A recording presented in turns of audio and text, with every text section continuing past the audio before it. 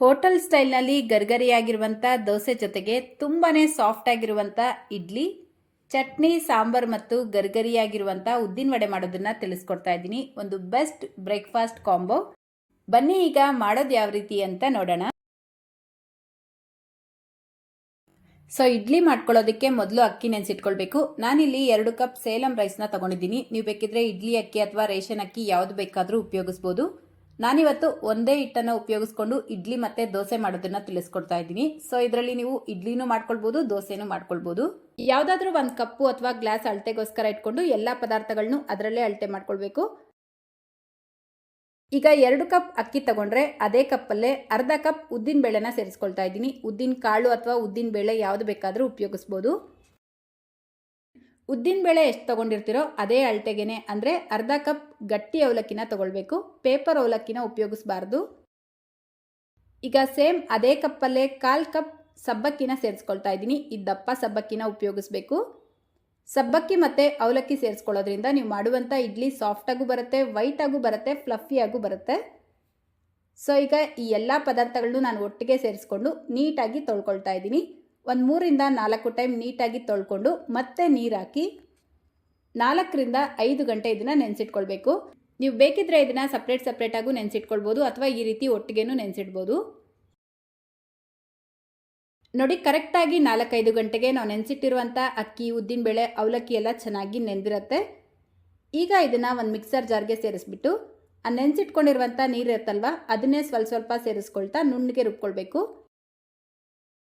ನೀವು ಬೇಕಿದ್ರೆ ಇದನ್ನು ಗ್ರೈಂಡರಲ್ಲೂ ರುಬ್ಕೊಳ್ಬೋದು. ನೋಡಿ, ಈ ರೀತಿ ಆದಷ್ಟು ನುಣ್ಣಗೆ ರುಬ್ಕೊಳ್ಬೇಕು. ಈಗ ಈ ರುಬ್ಕೊಂಡಿರುವಂಥ ಇಡ್ಲಿ ಹಿಟ್ಟನ್ನ ಒಂದು ಪಾತ್ರೆಗೆ ಸೇರಿಸ್ಬಿಟ್ಟು ಉಳಿದಿರುವಂಥ ಅಕ್ಕಿ ಮತ್ತು ಉದ್ದಿನಬೇಳೆನೂ ಇದೇ ರೀತಿ ರುಬ್ಕೊಂಡು ಅದೇ ಪಾತ್ರೆಗೆ ಸೇರಿಸ್ಕೊಳ್ಳಿ. ನೀರು ಸ್ವಲ್ಪ ಕಡಿಮೆ ಸೇರಿಸ್ಕೊಂಡು ರುಬ್ಕೊಳ್ಬೇಕು, ತುಂಬ ತೆಳುವಾಗಿ ಮಾಡ್ಕೊಳ್ಬಾರ್ದು. ಈಗ ಇದಕ್ಕೆ ರುಚಿಗೆ ತಕ್ಕಷ್ಟು ಉಪ್ಪು ಸೇರಿಸ್ಬಿಟ್ಟು ಕೈಯಿಂದ ಚೆನ್ನಾಗಿ ಮಿಕ್ಸ್ ಮಾಡ್ಕೊಳ್ಳಿ. ಕ್ಲೈಮೇಟ್ ಕೋಲ್ಡ್ ಇದ್ದಾಗ, ಅಂದರೆ ಮಳೆಗಾಲದಲ್ಲಿ, ಚಳಿಗಾಲದಲ್ಲಿ ರುಬ್ಬಿದ ತಕ್ಷಣ ಈ ರೀತಿ ಉಪ್ಪು ಸೇರಿಸಿ ಮಿಕ್ಸ್ ಮಾಡಿಬಿಟ್ಟು ಫರ್ಮೆಂಟ್ ಆಗೋದಕ್ಕೆ ಬಿಡಬೇಕು. ಅದೇ ನೀವು ಬೇಸಿಗೆ ಕಾಲದಲ್ಲಿ ಮಾಡ್ಕೊಳ್ತೀರಾ ಅನ್ನೋದಾದರೆ ಬೆಳಗಿನ ಜಾವ ಇಡ್ಲಿ ಮಾಡ್ಕೊಳ್ಬೇಕಾದ್ರೆ ಉಪ್ಪು ಸೇರಿಸ್ಕೊಳ್ಬೋದು.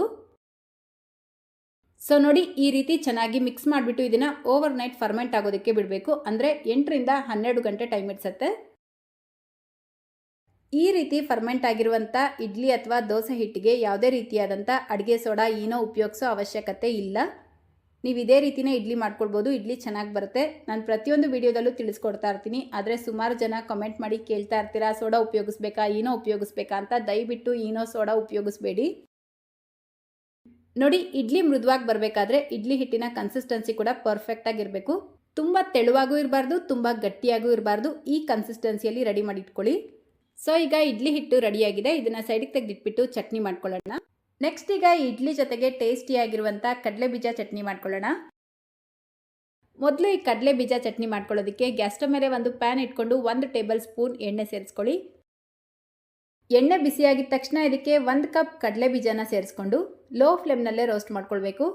ಕಡಲೆ ಬೀಜ ಚೆನ್ನಾಗಿ ರೋಸ್ಟ್ ಮಾಡ್ಕೊಂಡಿಲ್ಲ ಅಂದರೆ ನೀವು ಮಾಡುವಂಥ ಚಟ್ನಿ ಟೇಸ್ಟ್ ಕೂಡ ಚೆನ್ನಾಗಿರಲ್ಲ. ಸೊ ಕಡಿಮೆ ಹುರಿಯಲ್ಲಿ ಚೆನ್ನಾಗಿ ರೋಸ್ಟ್ ಮಾಡ್ಕೊಳ್ಳಿ. ನೋಡಿ, ಒಂದು 3-4 ನಿಮಿಷಕ್ಕೆ ನಾವು ಸೇರಿಸಿರುವಂಥ ಕಡಲೆ ಬೀಜ ಚೆನ್ನಾಗಿ ರೋಸ್ಟ್ ಆಗಿ ಇದರ ಬಣ್ಣ ಚೇಂಜ್ ಆಗಿರುತ್ತೆ. ಈ ರೀತಿ ಲೈಟಾಗಿ ಬಣ್ಣ ಚೇಂಜ್ ಆಗ್ತಾ ಇದ್ದಂಗೆ ಇದಕ್ಕೆ ಚಿಕ್ಕ ಕಪ್ಪಲ್ಲಿ 1 ಕಪ್ ಪುದೀನ ಸೇರಿಸ್ಕೊಂಡು ಫ್ರೈ ಮಾಡ್ಕೊಳ್ಳಿ. ನೋಡಿ, ಪುದೀನ ಕಡಲೆ ಬೀಜ ಚೆನ್ನಾಗಿ ಫ್ರೈ ಆದಮೇಲೆ ಇದಕ್ಕೆ ಸ್ವಲ್ಪ ಹುಣಸೆ ಹಣ್ಣು ಸೇರಿಸ್ಕೊಳ್ತಾ ಇದ್ದೀನಿ. ಒಂದು ಚಿಕ್ಕ ಬೆಟ್ಟದ ನೆಲ್ಲಿಕಾಯಿ ಸೈಜಷ್ಟು ಹುಣಸೆ ಹಣ್ಣು, 3 ಮೆಣಸಿನ್ಕಾಯಿನ ಸೇರಿಸ್ಕೊಳ್ತಾ ಇದ್ದೀನಿ. ನಿಮ್ಮ ಖಾರಕ್ಕೆ ತಕ್ಕಂತೆ ಕಡಿಮೆ ಅಥವಾ ಜಾಸ್ತಿ ಉಪಯೋಗಿಸ್ಬೋದು. ಈಗ 3 ಟೇಬಲ್ ಸ್ಪೂನ್ ಹುರ್ಗಡ್ಲೆ ಸೇರಿಸ್ಬಿಟ್ಟು ಲೋ ಫ್ಲೇಮ್ನಲ್ಲೇ ಮತ್ತೆ ಒಂದು 2 ನಿಮಿಷ ಇದನ್ನು ಚೆನ್ನಾಗಿ ರೋಸ್ಟ್ ಮಾಡ್ಕೊಳ್ಬೇಕು. ನೋಡಿ, ಇದೆಲ್ಲ ಚೆನ್ನಾಗಿ ಫ್ರೈ ಆದಮೇಲೆ ಲಾಸ್ಟಲ್ಲಿ ಇದಕ್ಕೆ 4 ಟೇಬಲ್ ಸ್ಪೂನ್ ತೆಂಗಿನಕಾಯಿನ ಸೇರಿಸ್ಬಿಟ್ಟು ಜಸ್ಟ್ ಒಂದು ಸಲ ಮಿಕ್ಸ್ ಮಾಡಿ ಗ್ಯಾಸ್ ಫ್ಲೇಮ್ನ ಆಫ್ ಮಾಡ್ಕೊಳ್ಳಿ. ಈ ಎಲ್ಲ ಪದಾರ್ಥಗಳು ಪೂರ್ತಿಯಾಗಿ ತಣ್ಣಗಾಗಿದ ನಂತರ ಇದನ್ನು ಒಂದು ಮಿಕ್ಸರ್ ಜಾರ್ಗೆ ಸೇರಿಸ್ಕೊಳ್ಬೇಕು. ಇದಕ್ಕೇನೆ ಈಗ ಒಂದು ಚಿಕ್ಕ ಈರುಳ್ಳಿನ ಸೇರಿಸ್ಕೊಳ್ತಾ ಇದ್ದೀನಿ. ಈರುಳ್ಳಿ ಫ್ರೈ ಮಾಡಿದ್ರೆ ಈ ರೀತಿ ಹಸಿಯಾಗೆ ಉಪಯೋಗಿಸಿದ್ರೆ ಚಟ್ನಿ ಟೇಸ್ಟ್ ಚೆನ್ನಾಗಿರುತ್ತೆ. ಇದರ ಜೊತೆಗೇ ಸ್ವಲ್ಪ ಕೊತ್ತಂಬರಿ ಸೊಪ್ಪು, ರುಚಿಗೆ ತಕ್ಕಷ್ಟು ಉಪ್ಪು, ಸ್ವಲ್ಪ ನೀರು ಸೇರಿಸ್ಬಿಟ್ಟು ಇದನ್ನು ನುಣ್ಣಗೆ ರುಬ್ಕೊಳ್ಬೇಕು. ಪೂರ್ತಿ ಪೇಸ್ಟ್ ಥರ ನುಣ್ಣಗೆ ರುಬ್ಕೊಳ್ಬೇಡಿ. ಸ್ವಲ್ಪ ಲೈಟಾಗಿ ತರತರಿಯಾಗಿ ರುಬ್ಕೊಂಡು ಒಂದು ಬಟ್ಲಿಗೆ ಸೇರಿಸ್ಕೊಳ್ತಾ ಇದ್ದೀನಿ. ಅದೇ ಮಿಕ್ಸರ್ ಜಾರ್ಗೆ ಸ್ವಲ್ಪ ನೀರು ಸೇರಿಸಿ ಮಿಕ್ಸ್ ಮಾಡಿಬಿಟ್ಟು ಸೇರಿಸ್ಕೊಳ್ಳಿ. ಚಟ್ನಿ ಕನ್ಸಿಸ್ಟೆನ್ಸಿ ನಿಮಗೆ ನೀರಾಗಬೇಕಾದ್ರೆ ನೀರಾಗಿ ಮಾಡ್ಕೊಳ್ಬೋದು ಅಥವಾ ಗಟ್ಟಿಯಾಗಬೇಕಾದ್ರೆ ಗಟ್ಟಿಯಾಗೂ ಮಾಡ್ಕೊಳ್ಬೋದು. ನಾನೊಂಚೂರು ಗಟ್ಟಿಯಾಗೆ ಮಾಡ್ಕೊಂಡಿದ್ದೀನಿ. ಇದನ್ನು ಸೈಡಿಗೆ ತೆಗೆದಿಟ್ಕೊಂಡು ಗ್ಯಾಸ್ ಸ್ಟವ್ ಮೇಲೆ ಒಂದು ಚಿಕ್ಕ ಪ್ಯಾನ್ ಇಟ್ಬಿಟ್ಟು 2 ಟೇಬಲ್ ಸ್ಪೂನ್ ಎಣ್ಣೆ ಸೇರಿಸ್ಕೊಳ್ಳಿ. ಎಣ್ಣೆ ಬಿಸಿಯಾಗಿದ ತಕ್ಷಣ ಇದಕ್ಕೆ ಅರ್ಧ ಟೀ ಸ್ಪೂನ್ ಸಾಸಿವೆ, 1 ಟೀ ಸ್ಪೂನ್ ಉದ್ದಿನಬೇಳೆ, ಅರ್ಧ ಟೀ ಸ್ಪೂನ್ ಕಡಲೆಬೇಳೆನ ಸೇರಿಸ್ಬಿಟ್ಟು ಫ್ರೈ ಮಾಡ್ಕೊಳ್ಳಿ.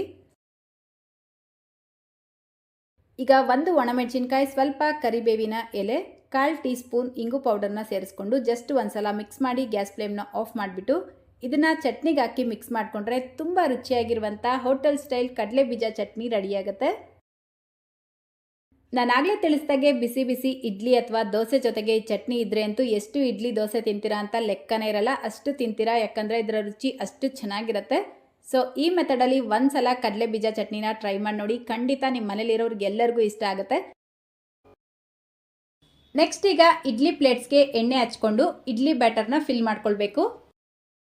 ನೀವು ಮಾಡುವಂಥ ಇಡ್ಲಿ ಗಟ್ಟಿ ಆಗಿಬಿಡುತ್ತೆ. ಅದೇ ರೀತಿ ಕಡಿಮೆ ಹುರಿಯಲ್ಲಿ ತುಂಬ ಹೊತ್ತು ಇಡ್ಲಿನ ಬೇಯಿಸಿದಾಗ್ಲೂ ಇಡ್ಲಿ ಗಟ್ಟಿ ಆಗುತ್ತೆ. ಸೊ ನೋಡಿ, ಇಡ್ಲಿ ಪಾತ್ರೆಯಲ್ಲಿ ನೀರು ಬಿಸಿಗೆ ಇಟ್ಕೊಂಡಿದ್ದೆ. ನೀರು ಈ ರೀತಿ ಚೆನ್ನಾಗಿ ಕುದಿ ಬಂದಿದ ನಂತರ ಈ ಇಡ್ಲಿ ಪ್ಲೇಟ್ಸ್ನ ಇದ್ರ ಮೇಲ್ಗಡೆ ಇಟ್ಟು ಲಿಡ್ನ ಕ್ಲೋಸ್ ಮಾಡಿ ಮೀಡಿಯಂ ಫ್ಲೇಮಲ್ಲೇ ಕರೆಕ್ಟಾಗಿ 10 ನಿಮಿಷ ಬೇಯಿಸ್ಕೊಳ್ಬೇಕು. ನೋಡಿ, ಕರೆಕ್ಟಾಗಿ 10 ನಿಮಿಷಕ್ಕೆ ಇಡ್ಲಿ ಚೆನ್ನಾಗಿ ಬೆಂದಿರುತ್ತೆ. ಈಗ ಇಡ್ಲಿ ಪಾತ್ರೆಯಿಂದ ಇಡ್ಲಿ ಪ್ಲೇಟ್ಸ್ನ ಆಚೆ ತೆಗೆದಿಟ್ಟು ಸ್ವಲ್ಪ ಹೊತ್ತು ತಣ್ಣಗಾಗೋದಕ್ಕೆ ಬಿಟ್ಟು ನಂತರ 1 ಸ್ಪೂನ್ ತಗೊಂಡು ನಿಧಾನಕ್ಕೆ ಇಡ್ಲಿ ಪ್ಲೇಟ್ಸಿಂದ ಇಡ್ಲಿನ ತೆಕ್ಕೊಳ್ಬೇಕು. ನೋಡಿ, ಇಡ್ಲಿ ಪ್ಲೇಟ್ಸ್ಗೆ ಇಡ್ಲಿ ಏನಾದರೂ ಅಂಟ್ಕೊಂಡಿದ್ರೆ ಈ ಇಡ್ಲಿ ಮೇಲ್ಗಡೆ ಸ್ವಲ್ಪ ತಣ್ಣೀರು ಹಾಕ್ಬಿಟ್ಟು 1 ಸ್ಪೂನಿಂದ ನಿಧಾನಕ್ಕೆ ತೆಗಿರಿ, ಈಸಿಯಾಗಿ ಬರುತ್ತೆ. ಅಷ್ಟೇ ನೋಡಿ, ಈಗ ಮೃದುವಾಗಿರುವಂಥ ಇಡ್ಲಿ ರೆಡಿಯಾಗಿದೆ. ಇದೇ ಇಡ್ಲಿ ಹಿಟ್ಟನ್ನು ಉಪಯೋಗಿಸ್ಕೊಂಡು ದೋಸೆ ಮಾಡ್ಕೊಳ್ಳೋಣ. ದೋಸೆ ಮಾಡ್ಕೊಳ್ಳೋದಕ್ಕೆ ಗ್ಯಾಸ್ ಸ್ಟವ್ ಮೇಲೆ ಒಂದು ತವಾ ಬಿಸಿಗೆ ಇಟ್ಕೊಂಡಿದ್ದೀನಿ. ಹೈ ಫ್ಲೇಮಲ್ಲಿ ತವಾ ಚೆನ್ನಾಗಿ ಬಿಸಿ ಆದಮೇಲೆ ಮೀಡಿಯಂ ಫ್ಲೇಮಲ್ಲಿ ಇಟ್ಕೊಂಡು ದೋಸೆನ ಮಾಡ್ಕೊಳ್ಬೇಕು. ನಿಮ್ಗೆ ಎಷ್ಟು ತೆಳುವಾಗಿ ಬೇಕೋ ಅಷ್ಟು ತೆಳುವಾಗಿ ಮಾಡ್ಕೊಳ್ಬೋದು. ದೋಸೆ ಕ್ರಿಸ್ಪಿಯಾಗಿ ಬೇಕು ಅಂದರೆ ಲೋ ಟು ಮೀಡಿಯಂ ಫ್ಲೇಮಲ್ಲಿ ಬೇಯಿಸ್ಕೊಳ್ಳಿ. ನಿಮಗೆ ಸಾಫ್ಟಾಗಿ ಬೇಕು ಅನ್ನೋದಾದರೆ ಹೈ ಫ್ಲೇಮಲ್ಲೇ ಮಾಡ್ಕೊಳ್ಬೋದು. ನೋಡಿ, ಇದರ ಮೇಲ್ಗಡೆ ಸ್ವಲ್ಪ ಎಣ್ಣೆ ಅಥವಾ ತುಪ್ಪ ಹಾಕ್ಬಿಟ್ಟು ಬೇಯಿಸ್ಕೊಂಡ್ರೆ ಸಖತ್ ಕ್ರಿಸ್ಪಿ ಆ್ಯಂಡ್ ಟೇಸ್ಟಿ ಆಗಿರುವಂಥ ದೋಸೆ ಅನ್ನೋದು ರೆಡಿಯಾಗುತ್ತೆ. ನೆಕ್ಸ್ಟ್ ಈಗ ಉದ್ದಿನ ವಡೆ ಮಾಡ್ಕೊಳ್ಳೋದಕ್ಕೆ 1 ಕಪ್ ಉದ್ದಿನ ಕಾಳನ್ನ ತಗೊಂಡಿದ್ದೀನಿ. ಉದ್ದಿನ ಬೇಳೆ ಬೇಕಿದ್ರೂ ಉಪಯೋಗಿಸ್ಬೋದು. ಇದರ ಜೊತೆಗೇನೆ 4 ಟೇಬಲ್ ಸ್ಪೂನ್ ಅಕ್ಕಿನೂ ಸೇರಿಸ್ಕೊಂಡಿದ್ದೀನಿ ಸ್ನೇಹಿತರೆ. ಅಕ್ಕಿ ಸೇರಿಸ್ಕೊಳ್ಳೋದ್ರಿಂದ ನೀವು ಮಾಡುವಂಥ ಉದ್ದಿನ ವಡೆ ಗರಿಗರಿಯಾಗಿ ಬರುತ್ತೆ. 1/4 kg ಉದ್ದಿನ ಕಾಳು ತಗೊಂಡ್ರೆ 4 ಟೇಬಲ್ ಸ್ಪೂನ್ ಅಕ್ಕಿ ಕರೆಕ್ಟಾಗಿರುತ್ತೆ. ಈಗ ಇದಕ್ಕೆ ನೀರು ಹಾಕಿ ನೀಟಾಗಿ ತೊಳ್ಕೊಂಡು ಮತ್ತೆ ನೀರು ಹಾಕ್ಬಿಟ್ಟು 4 ಗಂಟೆ ನೆನೆಸಿಡಬೇಕು. ನೋಡಿ, ಕರೆಕ್ಟಾಗಿ 4 ಗಂಟೆಗೆ ಉದ್ದಿನಬೇಳೆ ಚೆನ್ನಾಗಿ ನೆಂದಿರುತ್ತೆ. ಈಗ ಈ ಉದ್ದಿನಬೇಳೆನ ಒಂದು ಮಿಕ್ಸರ್ ಜಾರ್ಗೆ ಸೇರಿಸ್ಕೊಳ್ಳಿ. ನೀರು ಸೇರಿಸ್ಕೊಳ್ಬಾರ್ದು, ಬರೀ ಉದ್ದಿನ ಕಾಳು ಮಾತ್ರ ಸೇರಿಸ್ಕೊಳ್ಬೇಕು. ಒಟ್ಟಿಗೆ ಎಲ್ಲ ಉದ್ದಿನ ಕಾಳನ್ನು ರುಬ್ಕೊಳ್ಬಾರ್ದು, ಸ್ವಲ್ಪ ಸ್ವಲ್ಪ ರುಬ್ಕೊಳ್ಬೇಕು. ಇದಕ್ಕೆ ಈಗ ಸ್ವಲ್ಪ ನೀರು ಸೇರಿಸ್ಕೊಳ್ಬೇಕು, ಅಂದರೆ ಒಂದು 2 ಟೇಬಲ್ ಸ್ಪೂನಷ್ಟು ನೀರು ಸೇರಿಸ್ಬಿಟ್ಟು ರುಬ್ಕೊಳ್ಬೇಕು. ಇದನ್ನು ರುಬ್ಕೊಳ್ಳೋದಕ್ಕೆ ನಾನಿಲ್ಲಿ ಕೋಲ್ಡ್ ವಾಟರ್ನ ಉಪಯೋಗಿಸಿದ್ದೀನಿ. ನೋಡಿ, ಆದಷ್ಟು ಈ ರೀತಿ ನುಣ್ಣಗೆ ರುಬ್ಕೊಳ್ಬೇಕು. ಆನ್ ಆಫ್ ಮಾಡ್ಕೊಳ್ತಾ ರುಬ್ಕೊಳ್ಳಿ. ಮಿಕ್ಸರ್ ಜಾರು ಬಿಸಿ ಆಗಬಾರ್ದು. ಬಿಸಿ ಆದರೆ ನೀವು ಮಾಡುವಂಥ ಉದ್ದಿನ ವಡೆ ಕೂಡ ಚೆನ್ನಾಗಿ ಬರೋದಿಲ್ಲ. ನೋಡಿ, ಈ ರೀತಿ ನುಣ್ಣಗೆ ರುಬ್ಕೊಂಡು ಒಂದು ಪಾತ್ರೆಗೆ ಸೇರಿಸ್ಕೊಳ್ತಾ ಇದ್ದೀನಿ. ಉಳಿದಿರುವಂಥ ಉದ್ದಿನ ಕಾಳನ್ನು ಇದೇ ರೀತಿ ರುಬ್ಕೊಂಡು ಅದೇ ಪಾತ್ರೆಗೆ ಸೇರಿಸ್ಕೊಳ್ತಾ ಇದ್ದೀನಿ. ಆದಷ್ಟು ಈ ರೀತಿ ಗಟ್ಟಿಯಾಗಿ ರುಬ್ಕೊಳ್ಬೇಕು, ತುಂಬ ಜಾಸ್ತಿ ನೀರಾಗಿ ರುಬ್ಕೊಳ್ಬೇಡಿ. ಈಗ ಇದಕ್ಕೇನೆ ರುಚಿಗೆ ತಕ್ಕಷ್ಟು ಉಪ್ಪು, 1/4 ಟೀ ಸ್ಪೂನ್ ಇಂಗು ಪೌಡರ್ನ ಸೇರಿಸ್ಬಿಟ್ಟು ಚೆನ್ನಾಗಿ ಮಿಕ್ಸ್ ಮಾಡ್ಕೊಳ್ಬೇಕು. ನೋಡಿ, ಒಂದು 3-4 ನಿಮಿಷ ಆದರೂ ಇದನ್ನು ಈ ರೀತಿ ಚೆನ್ನಾಗಿ ಬೀಟ್ ಮಾಡ್ಕೊಳ್ತಾ ಮಿಕ್ಸ್ ಮಾಡ್ಕೊಳ್ಬೇಕು. ನಾನು ಯಾವ ರೀತಿ ಮಿಕ್ಸ್ ಮಾಡ್ಕೊಳ್ತಾ ಇದ್ದೀನಿ ಕಾಣ್ತಾ ಇದೆ ಅಲ್ವಾ, ಇದೇ ರೀತಿಯೇ ಒಂದು 3-4 ನಿಮಿಷ ಮಿಕ್ಸ್ ಮಾಡ್ಕೊಳ್ಳಿ. ಈ ರೀತಿ ಮಾಡ್ಕೊಳ್ಳೋದ್ರಿಂದ ನೀವು ಮಾಡುವಂಥ ಉದ್ದಿನ ವಡೆ ಫ್ಲಫಿಯಾಗಿ ಚೆನ್ನಾಗಿ ಬರುತ್ತೆ. ಸೊ ಒಂದು 3-4 ನಿಮಿಷ ಚೆನ್ನಾಗಿ ಇದನ್ನು ಮಿಕ್ಸ್ ಮಾಡಿಕೊಂಡು 1 ಟೀ ಸ್ಪೂನ್ ಸಣ್ಣದಾಗಿ ಕಟ್ ಮಾಡ್ಕೊಂಡಿರುವಂಥ ಶುಂಠಿ, 2 ಮೆಣಸಿನ್ಕಾಯಿ, ಕೊತ್ತಂಬರಿ ಸೊಪ್ಪು ಸ್ವಲ್ಪ, ಸಣ್ಣದಾಗಿ ಕಟ್ ಮಾಡ್ಕೊಂಡಿರುವಂಥ ಕರಿಬೇವಿನ ಎಲೆ ಸ್ವಲ್ಪ, ತೆಂಗಿನಕಾಯಿಯು ಅಷ್ಟೇ ಈ ರೀತಿ ಸಣ್ಣದಾಗಿ ಕಟ್ ಮಾಡಿಬಿಟ್ಟು ಸೇರಿಸ್ಕೊಂಡಿದ್ದೀನಿ. ತಿನ್ನಬೇಕಾದ್ರೆ ಮಧ್ಯ ಬಾಯಿಗೆ ಸಿಗುತ್ತೆ, ಚೆನ್ನಾಗಿರುತ್ತೆ. ಬೇಡ ಅಂದರೆ ಸ್ಕಿಪ್ ಮಾಡ್ಕೊಳ್ಬೋದು.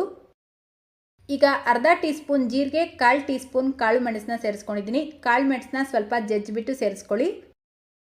ಈಗ ಇದೆಲ್ಲ ಸೇರಿಸಿದ ಮೇಲೆ ಮತ್ತೆ 1 ನಿಮಿಷ ಇದನ್ನು ಚೆನ್ನಾಗಿ ಮಿಕ್ಸ್ ಮಾಡ್ಕೊಳ್ಬೇಕು.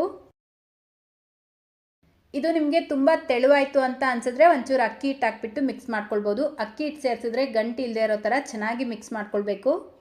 ನನಗಿದರ ಕನ್ಸಿಸ್ಟೆನ್ಸಿ ಕರೆಕ್ಟಾಗಿದೆ. ಸೊ ಉದ್ದಿನ ವಡೆ ಮಾಡ್ಕೊಳ್ಳೋಣ. ಉದ್ದಿನ ವಡೆನ ಎಣ್ಣೆಗೆ ಹಾಕ್ಕೊಳ್ಳೋದಕ್ಕೆ ಮುಂಚೆ ಕೈ ನೀಟಾಗಿ ತೊಳ್ಕೊಂಡು ಒಂದು ಬಟ್ಲಲ್ಲಿ ನೀರು ಇಟ್ಕೊಳ್ಳಿ. ಕೈನ ಅದರಲ್ಲಿ ಡಿಪ್ ಮಾಡ್ಕೊಳ್ತಾ ನಿಧಾನಕ್ಕೆ ಒಂದು ಸೈಡಿಂದ ತೊಗೊಂಡು ಮಧ್ಯಕ್ಕೆ ಈ ರೀತಿ ಹೋಲ್ ಮಾಡ್ಕೊಳ್ಬೇಕು.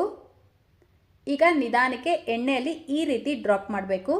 ಕೈಯಲ್ಲಿ ಈ ರೀತಿ ಮಾಡ್ಕೊಳ್ಳೋದಕ್ಕೆ ಬರೋದಿಲ್ಲ ಅಂದರೆ ನೀವು ಬೇಕಿದ್ರೆ ಬಾಳೆ ಎಲೆ ಮೇಲೆ ತಟ್ಬಿಟ್ಟು ಮಾಡ್ಕೊಳ್ಬೋದು. ನೋಡಿ, ಎಣ್ಣೆ ಜಾಸ್ತಿ ಬಿಸಿ ಇರಬಾರ್ದು, ಮೀಡಿಯಮ್ ಆಗಿ ಬಿಸಿಯಾಗಿರಬೇಕು. ಗ್ಯಾಸ್ ಫ್ಲೇಮ್ನ ಮೀಡಿಯಮಲ್ಲೇ ಇಟ್ಕೊಳ್ಳಿ. ಈ ರೀತಿ ನಿಧಾನಕ್ಕೆ ಎಣ್ಣೆಗೆ ಹಾಕ್ಕೊಳ್ಬೇಕು.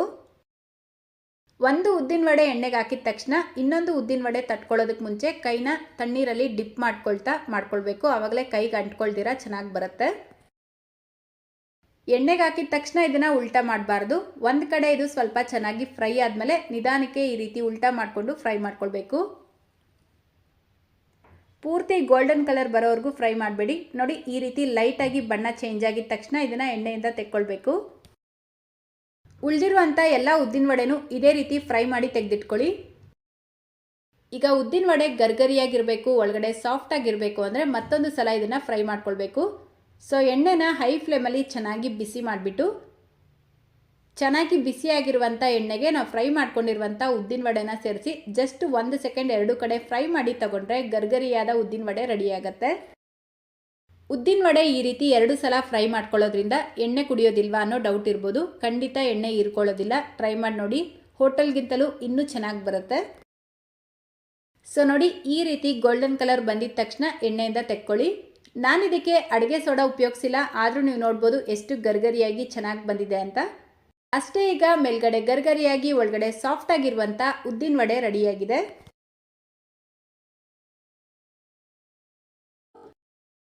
ನೆಕ್ಸ್ಟ್ ಈಗ ಸಾಂಬಾರು ಮಾಡ್ಕೊಳ್ಳೋದಕ್ಕೆ ಮೊದಲು ಒಂದು ಪ್ರೆಷರ್ ಕುಕ್ಕರ್ ತೊಗೊಂಡು ಚಿಕ್ಕ ಕಪ್ಪಲ್ಲಿ 1 ಕಪ್ ತೊಗರಿಬೇಳೆ, ಅದೇ ಕಪ್ಪಲ್ಲೇ 1/4 ಕಪ್ ಹೆಸರುಬೇಳೆನ ಸೇರಿಸ್ಕೊಳ್ತಾ ಇದ್ದೀನಿ. ಹೆಸರುಬೇಳೆ ಸೇರಿಸ್ಕೊಳ್ಳೋದ್ರಿಂದ ಸಾಂಬಾರು ರುಚಿ ಚೆನ್ನಾಗಿರುತ್ತೆ. ಈಗ ಇದನ್ನು ಚೆನ್ನಾಗಿ ತೊಳ್ಕೊಂಡು ಬೇಳೆ ಮುಳುಗುವಷ್ಟು ನೀರು ಸೇರಿಸ್ಕೊಳ್ಳಿ. ಅಂದರೆ 2 ಕಪ್ ನೀರು ಸೇರಿಸ್ಬಿಟ್ಟು 1/4 ಟೀ ಸ್ಪೂನ್ ಅರಿಶಿನ, ಅರ್ಧ ಟೀ ಸ್ಪೂನ್ ಎಣ್ಣೆ ಸೇರಿಸಿ ಲಿಡ್ನ ಕ್ಲೋಸ್ ಮಾಡಿ ಮೀಡಿಯಂ ಫ್ಲೇಮಲ್ಲೇ 4 ರಿಂದ 5 ವಿಷಲ್ ಕೂಗಿಸ್ಕೊಳ್ಬೇಕು. ಬೇಳೆ ಪೂರ್ತಿ ನುಣ್ಣಗೆ ಬೇಯಿಸ್ಕೊಳ್ಬೇಕು. ನೋಡಿ, ಕರೆಕ್ಟಾಗಿ 5 ವಿಷಲ್ ಕೂಗಿಸ್ಕೊಂಡಿದ್ದೀನಿ. ಕುಕ್ಕರ್ ಪೂರ್ತಿಯಾಗಿ ಪ್ರೆಷರ್ ರಿಲೀಸ್ ಆದಮೇಲೆ ಲಿಡ್ ಓಪನ್ ಮಾಡ್ಕೊಳ್ಳಿ. ಬೇಳೆ ನೋಡಿ ಈ ರೀತಿ ನುಣ್ಣಗೆ ಬೆಂದಿರಬೇಕು. ಸೌಟಲ್ಲೇ ಮಿಕ್ಸ್ ಮಾಡಿಕೊಂಡ್ರೆ ಸಾಕು, ಇದು ಮ್ಯಾಶ್ ಆಗುತ್ತೆ. ಅಥವಾ ಮ್ಯಾಶರ್ ತೊಗೊಂಡು ಚೆನ್ನಾಗಿ ಮ್ಯಾಶ್ ಮಾಡಿ ತೆಗೆದಿಟ್ಕೊಳ್ಳಿ. ಈಗ ಒಂದು ಪ್ಯಾನ್ ಇಟ್ಕೊಂಡು 1 ಟೀ ಸ್ಪೂನ್ ಎಣ್ಣೆ ಸೇರಿಸ್ಬಿಟ್ಟು ಎಣ್ಣೆ ಬಿಸಿಯಾಗಿದ ತಕ್ಷಣ ಮೀಡಿಯಮ್ ಸೈಜ್ದು 1 ಈರುಳ್ಳಿ, 4 ರಿಂದ 5 ಎಸಳು ಬೆಳ್ಳುಳ್ಳಿ, 4 ರಿಂದ 5 ಬ್ಯಾಡಗೆ ಮೆಣಸಿನ್ಕಾಯಿನ ಸೇರಿಸ್ಕೊಂಡು ಫ್ರೈ ಮಾಡ್ಕೊಳ್ಳಿ. ಬ್ಯಾಡಗೆ ಮೆಣಸಿನ್ಕಾಯಿ ಸೇರಿಸ್ಕೊಳ್ಳೋದ್ರಿಂದ ಸಾಂಬಾರ್ ಕಲರ್ ಚೆನ್ನಾಗಿ ಬರುತ್ತೆ. ಈಗ ಇದಕ್ಕೆ 1/4 ಟೀ ಸ್ಪೂನ್ ಮೆಂತ್ಯ ಕಾಳು, ಅರ್ಧ ಟೀ ಸ್ಪೂನ್ ಗಸಗಸೆ ಸೇರಿಸ್ಬಿಟ್ಟು ಮಿಕ್ಸ್ ಮಾಡ್ಕೊಳ್ತಾ ಇದ್ದೀನಿ. ಮೆಂತ್ಯ ಕಾಳನ್ನ ಸ್ವಲ್ಪನೇ ಸೇರಿಸ್ಕೊಳ್ಬೇಕು, ಜಾಸ್ತಿ ಸೇರಿಸಬಾರ್ದು. ಇದೆಲ್ಲ ಈ ರೀತಿ ಮಿಕ್ಸ್ ಮಾಡಿಬಿಟ್ಟು ಪೂರ್ತಿಯಾಗಿ ತಣ್ಣಗಾಗಿದ ನಂತರ ಒಂದು ಬ್ಲೆಂಡರ್ ಜಾರ್ಗೆ ಸೇರಿಸ್ಕೊಳ್ಳಿ. ಇದರ ಜೊತೆಗೇನೆ ತುರಿದಿಟ್ಕೊಂಡಿರುವಂಥ ಅರ್ಧ ಕಪ್ ಒಣ ಕೊಬ್ಬರಿನ ಸೇರಿಸ್ಕೊಳ್ತಾ ಇದ್ದೀನಿ. ಅಂದರೆ 4 ರಿಂದ 5 ಟೇಬಲ್ ಸ್ಪೂನ್ ಒಣ ಕೊಬ್ಬರಿ. ಈ ಸಾರಿಗೆ ಒಣ ಕೊಬ್ಬರಿ ಸೇರಿಸ್ಕೊಂಡ್ರೆ ರುಚಿ ಚೆನ್ನಾಗಿರುತ್ತೆ. ಈಗ 1.5 ಟೇಬಲ್ ಸ್ಪೂನ್ ಸಾಂಬಾರು ಪುಡಿನ ಸೇರಿಸ್ಕೊಳ್ಳಿ. ಈ sambar powder recipe link description ಬಾಕ್ಸಲ್ಲಿ ಕೊಟ್ಟಿರ್ತೀನಿ, ನೀವು ಚೆಕ್ ಮಾಡ್ಕೊಳ್ಬೋದು. ಒಂದು ಚಿಕ್ಕ ಬೆಟ್ಟದ ನೆಲ್ಲಿಕಾಯಿ ಸೈಜಷ್ಟು ಹುಣಸೆ ಹಣ್ಣ ನೀರಲ್ಲಿ ನೆನೆಸ್ಬಿಟ್ಟು ಆ ನೀರಿನ ಸಮೇತ ಸೇರಿಸ್ಕೊಳ್ತಾ ಇದ್ದೀನಿ. 1/4 ಟೀ ಸ್ಪೂನ್ ಅರಿಶಿನ ಸೇರಿಸ್ಕೊಂಡು ಇದೆಲ್ಲವನ್ನು ನುಣ್ಣಗೆ ರುಬ್ಕೊಳ್ಬೇಕು. ನೆಕ್ಸ್ಟ್ ಈಗ ಗ್ಯಾಸ್ ಸ್ಟವ್ ಮೇಲೆ ಒಂದು ಪಾತ್ರೆ ಇಟ್ಕೊಂಡು 4 ಟೇಬಲ್ ಸ್ಪೂನ್ ಎಣ್ಣೆ ಸೇರಿಸ್ಕೊಳ್ಳಿ. ಎಣ್ಣೆ ಬಿಸಿಯಾಗಿದ ತಕ್ಷಣ ಅರ್ಧ ಟೀ ಸ್ಪೂನ್ ಸಾಸಿವೆ, 1/4 ಟೀ ಸ್ಪೂನ್ ಜೀರಿಗೆ ಸೇರಿಸ್ಬಿಟ್ಟು ಇದರ ಜೊತೆಗೇನೆ 3 ಬ್ಯಾಡಗೆ ಮೆಣಸಿನ್ಕಾಯಿ, ಮೀಡಿಯಂ ಸೈಜ್ದು 2 ಈರುಳ್ಳಿ, ಸ್ವಲ್ಪ ಕರಿಬೇವಿನ ಎಲೆ ಸೇರಿಸ್ಬಿಟ್ಟು ಫ್ರೈ ಮಾಡ್ಕೊಳ್ಬೇಕು. ನೋಡಿ, ಈರುಳ್ಳಿ ಬಣ್ಣ ಈ ರೀತಿ ಲೈಟಾಗಿ ಚೇಂಜ್ ಆಗ್ತಾ ಇದ್ದಂಗೆ ಇದಕ್ಕೆ ಮೀಡಿಯಂ ಸೈಜ್ದು 2 ಟೊಮೆಟೊನ ಸೇರಿಸ್ಬಿಟ್ಟು ರುಚಿಗೆ ತಕ್ಕಷ್ಟು ಉಪ್ಪು ಹಾಕಿ ಟೊಮೆಟೊ ಸಾಫ್ಟ್ ಆಗೋವರೆಗೂ ಇದನ್ನು ಫ್ರೈ ಮಾಡ್ಕೊಳ್ಬೇಕು. ಅಂದರೆ ಒಂದು 3 ರಿಂದ 4 ನಿಮಿಷ ಟೊಮೆಟೊ ಚೆನ್ನಾಗಿ ಸಾಫ್ಟ್ ಆಗೋವರೆಗೂ ಇದನ್ನು ಫ್ರೈ ಮಾಡಿಕೊಂಡು ರುಬ್ಬಿಟ್ಕೊಂಡಿರುವಂಥ ಮಸಾಲೆ ಪೇಸ್ಟ್ ಸೇರಿಸ್ಕೊಳ್ಳಿ. ಅದೇ ಬ್ಲೆಂಡರ್ ಜಾರ್ಗೆ ಒಂದು ಅರ್ಧ ಕಪ್ ನೀರು ಸೇರಿಸಿ ಮಿಕ್ಸ್ ಮಾಡಿಬಿಟ್ಟು ಸೇರಿಸ್ಕೊಳ್ತಾ ಇದ್ದೀನಿ. ಈಗ ಇದೆಲ್ಲವನ್ನು ಚೆನ್ನಾಗಿ ಮಿಕ್ಸ್ ಮಾಡಿ ಮಸಾಲೆನ ಕುದಿಸ್ಕೊಳ್ಬೇಕು. ನೋಡಿ, ಮಸಾಲೆ ಈ ರೀತಿ ಕುದೀತಾ ಇರಬೇಕಾದ್ರೆ ನಾವು ಮೊದಲೇ ಬೇಯಿಸಿ ಮ್ಯಾಶ್ ಮಾಡಿ ತೆಗೆದಿಟ್ಕೊಂಡಿರುವಂಥ ಬೇಳೆನ ಸೇರಿಸ್ಕೊಳ್ಬೇಕು. ಈಗ ಇದಕ್ಕೆ ಬೇಕಾದಷ್ಟು ನೀರು ಸೇರಿಸ್ಕೊಳ್ಳಿ. ನಾನಿಲ್ಲಿ 2.5 ಕಪ್ ನೀರು ಸೇರಿಸ್ಕೊಂಡಿದ್ದೀನಿ. ಸಾಂಬಾರ್ ಕನ್ಸಿಸ್ಟೆನ್ಸಿ ಅನ್ನೋದು ಸ್ವಲ್ಪ ತೆಳುವಾಗೇ ಇರಬೇಕು, ಜಾಸ್ತಿ ಗಟ್ಟಿಯಾಗಿ ಮಾಡ್ಕೊಳ್ಬಾರ್ದು. ಒಂದ್ಸಲ ನೀರು ಸೇರಿಸ್ಬಿಟ್ಟು ಉಪ್ಪು ಖಾರ ಚೆಕ್ ಮಾಡಿಕೊಂಡು ಮೀಡಿಯಂ ಫ್ಲೇಮಲ್ಲೇ 10 ನಿಮಿಷ ಇದನ್ನು ಕುದಿಸ್ಕೊಳ್ಬೇಕು. ನೋಡಿ, ಕರೆಕ್ಟಾಗಿ ನಾನಿಲ್ಲಿ 10 ನಿಮಿಷ ಸಾಂಬಾರನ್ನ ಕುದಿಸ್ಕೊಂಡಿದ್ದೀನಿ. ಈ ರೀತಿ ಮಿಕ್ಸ್ ಮಾಡ್ಕೊಳ್ತಾ ಕುದಿಸ್ಕೊಳ್ಳಿ. ಈಗ ಲಾಸ್ಟಲ್ಲಿ ಇದಕ್ಕೆ ಒಂದು ಅರ್ಧ ಟೀ ಸ್ಪೂನ್ ಬೆಲ್ಲ ಸೇರಿಸ್ಕೊಳ್ಬೇಕು. ಹೋಟೆಲ್ಗಳಲ್ಲಿ ನೀವು ಸಾಂಬಾರ್ ಟೇಸ್ಟ್ ಮಾಡಿದ್ರೆ ನಿಮಗೆ ಗೊತ್ತಿರುತ್ತೆ, ಅದು ಸ್ವಲ್ಪ ಸ್ವೀಟ್ ಆಗಿರುತ್ತೆ. ಸೊ ಅದಕ್ಕೋಸ್ಕರ ಒಂಚೂರು ಬೆಲ್ಲ ಸೇರಿಸ್ಕೊಳ್ಳಿ. ಈಗ ಲಾಸ್ಟಲ್ಲಿ ಸ್ವಲ್ಪ ಕೊತ್ತಂಬರಿ ಸೊಪ್ಪನ್ನ ಸೇರಿಸ್ಬಿಟ್ಟು ಒಂದ್ಸಲ ಕುದಿಸ್ಕೊಂಡು ಗ್ಯಾಸ್ ಫ್ಲೇಮ್ನ ಆಫ್ ಮಾಡಿಕೊಂಡ್ರೆ ಘಮ ಘಮ ಅಂತ ಸಖತ್ ರುಚಿಯಾಗಿರುವಂಥ hotel style idli dosa sambar ready ಆಗುತ್ತೆ.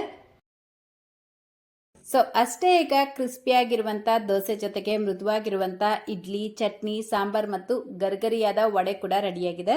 ಈ ಬ್ರೇಕ್ಫಾಸ್ಟ್ ಕಾಂಬೋ ನಿಮ್ಗೆ ಇಷ್ಟ ಆಯಿತು ಅಂತ ಅನ್ಕೊಳ್ತೀನಿ. ಇಷ್ಟ ಆಗಿದ್ರೆ ಈ ವಿಡಿಯೋಗೊಂದು ಲೈಕ್ ಮಾಡಿ, ನಿಮ್ಮ ಫ್ರೆಂಡ್ಸ್ ಮತ್ತು ಫ್ಯಾಮಿಲಿಯವ್ರ ಜೊತೆಗೂ ಈ ವಿಡಿಯೋನ ಶೇರ್ ಮಾಡ್ಕೊಳ್ಳಿ. ನಮ್ಮ ಚಾನಲ್ನ ಹೊಸದಾಗಿ ನೋಡ್ತಾ ಇದ್ರೆ ಸಬ್ಸ್ಕ್ರೈಬ್ ಮಾಡ್ಕೊಳ್ಳಿ, ಫೇಸ್ಬುಕ್ಕಲ್ಲಿ ನೋಡ್ತಾ ಇದ್ರೆ ಫಾಲೋ ಮಾಡಿ ಅಂತ ಹೇಳ್ತಾ ಇದೇ ರೀತಿ ಮತ್ತೊಂದು ರೆಸಿಪಿಯೊಂದಿಗೆ ಸಿಗೋಣ. Thank you.